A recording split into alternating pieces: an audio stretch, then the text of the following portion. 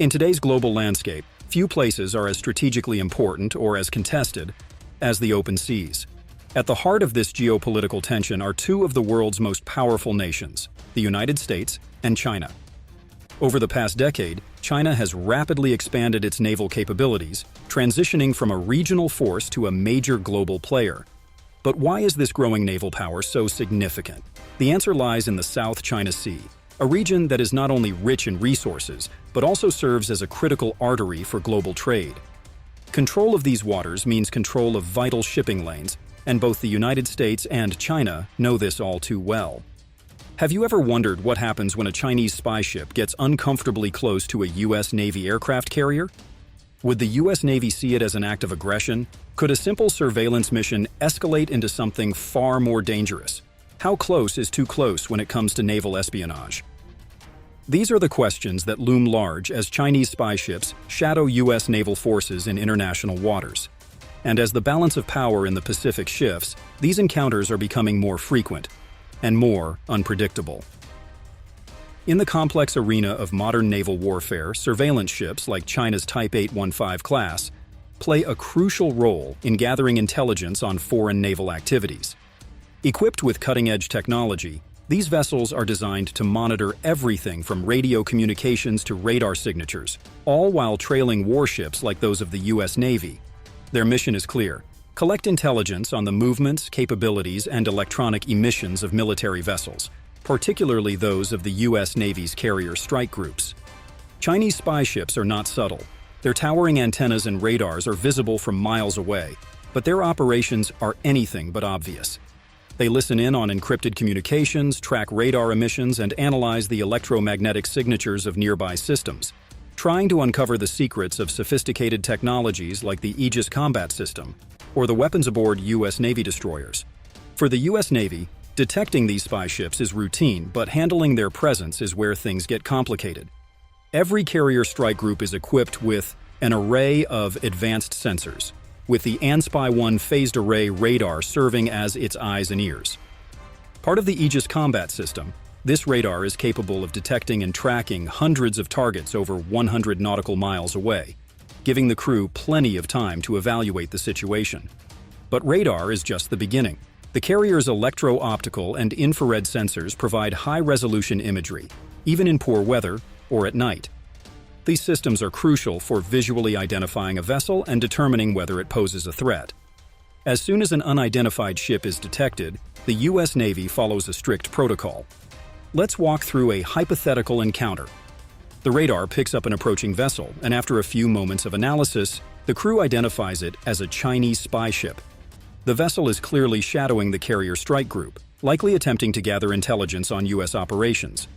The next step is communication. Using internationally recognized maritime frequencies, the U.S. Navy sends out a clear, professional message. Chinese vessel, this is a United States Navy warship conducting lawful operations in international waters. Maintain a safe distance and do not interfere with our activities. At this point, communication could break down. What if the spy ship refuses to respond or deliberately ignores the message? The tension rises as the Chinese ship closes in, inching dangerously close. Now the U.S. Navy must decide, how far should they go to protect their sensitive operations while avoiding provocation? The U.S. Navy's response to such a scenario involves more than just radio calls. Electronic warfare comes into play. The carrier's ANSL-Q-32, often referred to as the SLIC-32, is an advanced electronic warfare suite designed to defend U.S. Navy vessels from a range of threats. At its core, it can detect radar emissions from enemy ships, aircraft, and missiles, allowing it to jam or disrupt those signals before they can lock onto the carrier strike group. What makes this system so effective is its ability to adapt. It can scan across multiple frequencies, identify specific threats, and react in real time. The system can also create false targets or decoys, deceiving enemy radar into thinking there are more ships or different targets than there actually are. At the same time, the carrier strike group initiates emissions control, or EMCON procedures, drastically reducing its own electronic signatures to minimize the intelligence the spy ship can gather. EMCON is a crucial tool in the Navy's arsenal. By limiting radar, radio, and other electronic emissions, the carrier effectively becomes harder to track and target. The U.S. Navy can also deploy E-2 Hawkeye early warning aircraft to extend the strike group's surveillance bubble. Operating at altitudes of up to 35,000 feet, the Hawkeye monitors both air and sea traffic within a 350 nautical mile radius, ensuring that no additional vessels or aircraft approach undetected. Just a quick moment before we move on. If you're new here and you like this content, consider subscribing to sustain our work and help us create more videos like this. But what happens when this cat-and-mouse game escalates? With no response from the Chinese spy ship and its close proximity raising alarms, the U.S. Navy faces a dilemma. Should they take further defensive measures, or would that risk escalating the situation?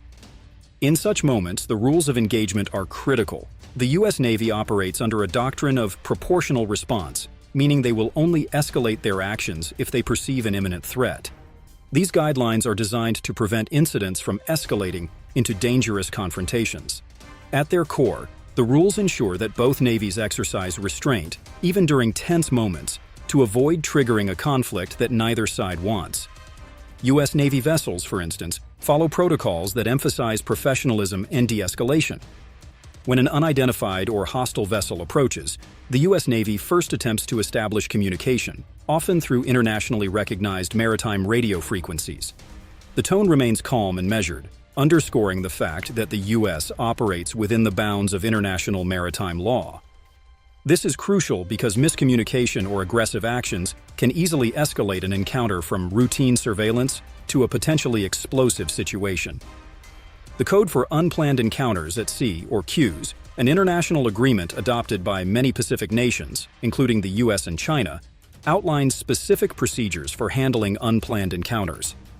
CUES helps bridge the language and communication barriers that might otherwise exacerbate tensions. It offers a framework for maneuvering ships safely, exchanging information, and avoiding dangerous proximity that could lead to accidental collisions or hostile actions. However, even with these measures in place, the risk of escalation is ever present. Both nations are highly invested in demonstrating their dominance and protecting their strategic interests, and sometimes that can create an environment where even minor miscalculations have major consequences. As these tense encounters unfold on the high seas, they are not just isolated events between individual ships. They are part of a much larger struggle over the control of international waters and the interpretation of maritime law. These incidents are ultimately governed by a complex legal and diplomatic framework, which defines the rights of nations to navigate and operate in contested regions like the South China Sea. At the heart of this framework is the United Nations Convention on the Law of the Sea, or UNCLOS, an international agreement that establishes the rights and responsibilities of nations regarding the world's oceans. Ratified in 1994, UNCLOS defines everything from territorial waters to exclusive economic zones, and sets the rules for how nations can use the sea's resources and navigate its waters. One of the key principles is the concept of freedom of navigation. This allows ships from any nation to pass through international waters without interference, provided they do not engage in unlawful activities. For the U.S. Navy, this principle is central to its operations, particularly in contested areas like the South China Sea.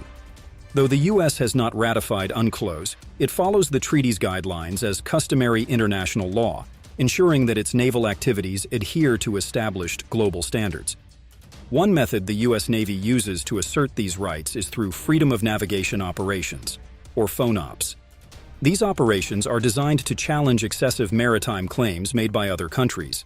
In the South China Sea, for example, China claims sovereignty over vast areas based on the so-called Nine-Dash Line, a historical boundary that covers nearly 90% of the sea. This claim, however, is not recognized under UNCLOS, which limits territorial claims to 12 nautical miles from a nation's coast and grants exclusive economic rights within 200 nautical miles of a country's shoreline. The U.S. conducts FONOPs to demonstrate that it does not recognize China's expansive claims, ensuring that international waters remain open to all. In these operations, U.S. warships intentionally sail close to contested features, often within 12 nautical miles of Chinese-claimed islands or artificial structures, without prior notice. This serves as a clear signal that the U.S. rejects China's attempts to control these waters, reaffirming the principle of freedom of navigation. Each operation is carefully planned and executed, to challenge what the U.S. considers unlawful restrictions, while also avoiding escalation into open conflict.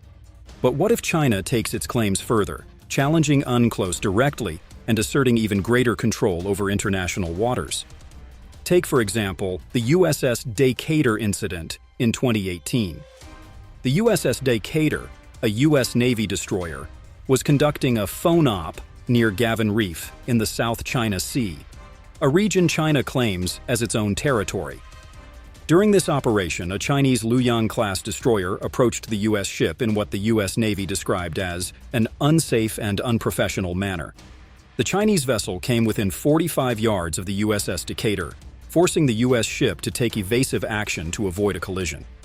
This encounter highlighted the growing tensions between the U.S. and China in the South China Sea, where both nations assert their rights under differing interpretations of international maritime law. The South China Sea is more than just a contested body of water. It's a geopolitical and economic artery that plays a crucial role in global trade. Nearly one-third of the world's crude oil passes through these waters, making it a vital hub for energy resources. In addition to its rich fishing grounds, the region is believed to hold significant reserves of oil and natural gas, further increasing its strategic importance. For both China and the U.S., control of these waters means more than just military influence. It directly impacts the stability of the global economy. As China asserts its claims over vast portions of the South China Sea, it builds artificial islands and deploys military assets to reinforce its territorial ambitions. This has drawn concern from neighboring countries and the broader international community, particularly the U.S. The heightened military presence of both powers creates an environment where even routine operations, like the movement of spy ships or the shadowing of U.S. naval vessels, can quickly lead to tensions. But what happens when these encounters start to ripple beyond the military sphere and into the global economy? Imagine a scenario where a series of close encounters between Chinese spy ships and U.S. Navy vessels escalate to the point where trade routes are disrupted. A single miscalculation, whether it's a near collision or a military standoff, could lead to the temporary closure of critical shipping lanes.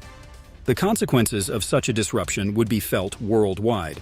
Oil tankers and cargo ships, which are the lifeblood of the global supply chain, would be forced to reroute, causing delays and raising shipping costs. This kind of economic disruption could send shockwaves through financial markets, with ripple effects touching everything from global manufacturing to consumer prices. A simple spy ship encounter, if handled poorly, could trigger far-reaching economic consequences. As China continues to build up its naval power and expand its influence, it's not difficult to imagine a future where Beijing enforces stricter regulations on foreign military vessels in the South China Sea. For example, China could declare certain areas as no-go zones for foreign warships, using its Navy and Coast Guard to enforce these claims. As we look to the future, the balance of power in the Indo-Pacific region is expected to shift dramatically. China, under its strategic plan for military modernization, has made no secret of its ambitions to rival the U.S. Navy in terms of both capability and reach.